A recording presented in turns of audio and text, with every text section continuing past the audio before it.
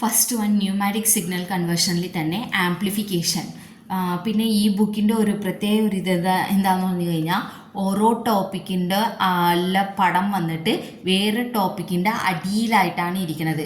ഇപ്പോൾ ഈ ആംപ്ലിഫിക്കേഷൻ്റെ പടം വന്നിട്ട് ഈ ഫ്ലാപ്പർ നോസിൽ സിസ്റ്റത്തിൻ്റെ അടിയിലായിട്ടാണ് ഇരിക്കുന്നത്. ഇതിൻ്റെ പടമല്ല.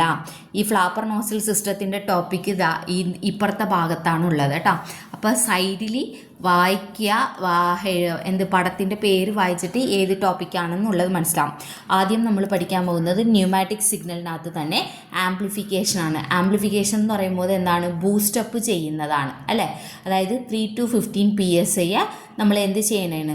സം ഗെയിനായിട്ട് മാറ്റിയെടുക്കണേണ്. അതായത് ചിലപ്പോൾ 30 to 150 PSI ആയിട്ടോ അല്ലെങ്കിൽ അതിനു മേലുള്ള പ്രഷറായിട്ട് മാറ്റുന്ന ഒരു അറേഞ്ച്മെൻറ്റാണ് ആംപ്ലിഫിക്കേഷൻ എന്ന് പറയും. അപ്പോൾ ഇത് ജസ്റ്റ് ഒന്ന് പോയിന്റ് ബൈ പോയിന്റ് ആയിട്ട് പഠിച്ചാൽ മതി. ന്യൂമാറ്റിക് ആംപ്ലിഫയർ എന്ന് പറയുന്നത് ബൂസ്റ്റർ അല്ലെങ്കിൽ റിലേ എന്നും കൂടി നമ്മൾ പറയാറുണ്ട്. ഇതെന്ത് ചെയ്യും? നമ്മൾ കൊടുക്കുന്ന എയർ പ്രഷർ വന്നിട്ട് അതുക്ക് പ്രൊപ്പോർഷണലായിട്ടുള്ള ആംപ്ലിഫിക്കേഷൻ സിഗ്നൽസ് ആയിട്ട് നമുക്ക് മാറ്റി കിട്ടും. ഇപ്പോൾ ഒരു 10 ഗെയിൻ നമ്മൾ എത്ര സെറ്റ് ചെയ്യുന്നുണ്ടോ, ഔട്ട്പുട്ട് എത്രയും വേണമെന്ന് പറഞ്ഞിട്ട് സെറ്റ് ചെയ്യുന്നുണ്ടോ. ഇപ്പോൾ ഫോർ എക്സാമ്പിൾക്ക് 10 എന്ന് പറഞ്ഞിട്ട് ഇവിടെ എക്സാമ്പിളിൽ തന്നിട്ടുണ്ട്. നമ്മൾ കൊടുക്കുന്ന പ്രഷർ എത്രയാണ്? 3 to 15 PSI ആണ്. അപ്പോൾ 10 ഗെയിൻ വേണമെന്നുണ്ടെങ്കിൽ 3 into 10 എന്ന് പറയുമ്പോഴത്തേക്കും 30 PSI ആയിട്ടും 15 into 10 എന്ന് പറയുമ്പോഴത്തേക്കും 150 PSI ആയിട്ടും മാറുന്നതായിരിക്കും. ഇനി ഇതിൻ്റെ പടത്തിൻ്റെ എക്സ്പ്ലനേഷൻക്ക് പോകാം. ഇതിൻ്റെ പടമാണ് ഇവിടെ തന്നിരിക്കുന്നത് കേട്ടോ. അപ്പോൾ ഇവിടെ വരുമ്പോഴത്തേക്കും ഇതിനകത്ത് നോക്കിക്കഴിഞ്ഞെങ്കിൽ ഈ പടത്തിൽ വന്നിട്ട് ഇവിടെ ഉണ്ട് കേട്ടോ, ന്യൂമാറ്റിക് ആംപ്ലിഫയർ എന്ന് നമ്മൾ പറയും. ഇതിനകത്ത് എന്താണെന്ന് പറഞ്ഞു കഴിഞ്ഞാൽ എന്തൊക്കെ അറേഞ്ച്മെൻറ്റ്സ് ഉണ്ടാവുമെന്ന് കാണിച്ചു തരാം. ഈ പടം വെച്ചിട്ടാണ് നിങ്ങൾ തന്നെ എക്സ്പ്ലെയിൻ ചെയ്യണം. ഈ താഴെ ഇരിക്കുന്ന ഈ ഒരു വളഞ്ഞിരിക്കുന്നതെന്ന് പറഞ്ഞാൽ ഡയഫ്രം ആണ്.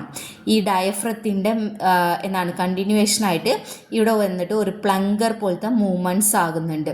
അത് ഇവിടെ ഒരു ആരോ പോലെ തന്നിട്ട് ഇരിക്കുന്നതിനും ഇവിടെ ഒരു ചെറിയ ഗ്യാപ്പ് ഉണ്ട്. ഈ ആരോ താഴത്തോട്ട് വരുവാണെന്നുണ്ടെങ്കിൽ ഗ്യാപ്പ് വന്നിട്ട് നല്ലോണം അടഞ്ഞു പോകും കേട്ടോ. അങ്ങനത്തെ ഒരു കോൺസെപ്റ്റാണ് ഇതിനകത്ത്.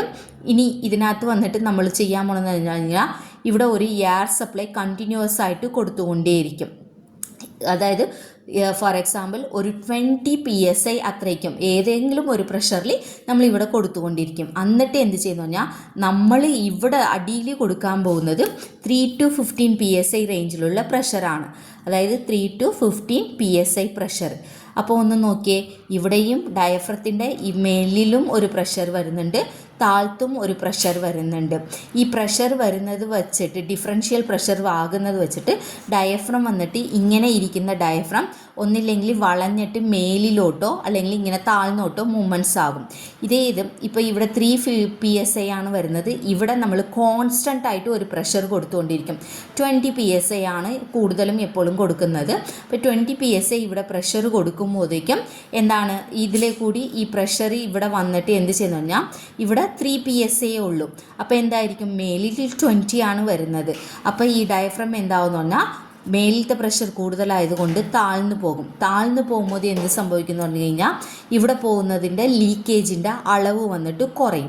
ലീക്കേജിൻ്റെ അളവ് കുറയുമ്പോഴേക്കും ആ പ്രഷർ നേരെ എങ്ങോട്ടേക്ക് പോകുന്നു പറഞ്ഞാൽ ഇങ്ങോട്ടേക്ക് കിട്ടും. അപ്പോൾ ഒരു 30 PSI പ്രഷർ കിട്ടണ വിധത്തിൽ നമ്മൾ എന്ത് ചെയ്യുന്നു കഴിഞ്ഞാൽ ഈ ലീക്കേജിൻ്റെ അറേഞ്ച്മെൻറ്റ്സ് ഒക്കെ സെറ്റ് ചെയ്ത് വെക്കും. അതാണ് ഗെയിൻ എന്ന് പറഞ്ഞിട്ട് ഉദ്ദേശിക്കുന്നത്. അതേ സമയത്തും എയർ പ്രഷർ അതേ കോൺസ്റ്റൻ്റ്ലി വന്നുകൊണ്ടിരിക്കുന്നതിന് ഈ 3 PSI 4 PSI 5 PSI ഇങ്ങനെ മാറി നമ്മൾ ഒരു 15 PSI വരെ കൊടുക്കുമ്പോഴേക്കും എന്ത് സംഭവിക്കും? ഇവിടെ പ്രഷറിൻ്റെ വേരിയേഷൻസ് ഡിഫറൻസ് പ്രഷർ വരുമ്പോഴേക്കും അതനുസരിച്ചിട്ട് ഈ ഡയഫ്രം എന്താകും? ഇങ്ങനെ ഇരിക്കുന്ന ഈ ഡയഫ്രം ഇവിടെ ഒരു സിഗ്നൽ പ്രഷർ വന്നിട്ട് നമ്മൾ കൊടുക്കുന്നുണ്ട്.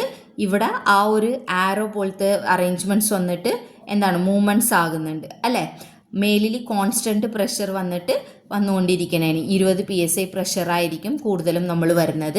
ഈ പ്രഷർ ഇവിടെ ലീക്കേജിൽ കൂടി പോകാൻ പറ്റാതെ ആകുമ്പോഴേക്കും അതാണ് നമുക്ക് ഔട്ട്പുട്ടിൽ വരുന്ന വിധത്തിൽ സെറ്റ് ചെയ്തിരിക്കുന്നത്. അപ്പോൾ ഇവിടെ പ്രഷർ കൂടുതലാകുന്നതനുസരിച്ചിട്ട് ഡയഫ്രം താഴ്ന്നു പോകുന്നത് കുറയും. അപ്പം മേലിലോട്ട് മൂവ്മെൻറ്റ്സ് ആകുമ്പോഴേക്കും ലീക്കേജിൻ്റെ ഇത് വന്നിട്ട് മാറുന്നതനുസരിച്ചിട്ട് നമുക്ക് ഔട്ട്പുട്ട് പ്രഷർ പിന്നെയും കൂടുതലായിട്ട് വരുന്നത് പോലെ ഉണ്ടാകും കേട്ടോ. ഇതാണ് ആംപ്ലിഫിക്കേഷൻ എന്ന് പറയുന്നത്.